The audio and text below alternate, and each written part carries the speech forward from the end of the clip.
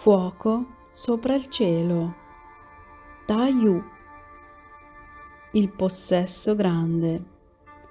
Il fuoco si innalza e va verso il cielo, convertendo le cose materiali in spirituali. Partendo dall'umiltà, conseguiremo il sapere. Tutto ciò che si ottiene senza ambire a nulla, l'universo te lo offre. Periodo propizio per raggiungere la soddisfazione in tutti i settori.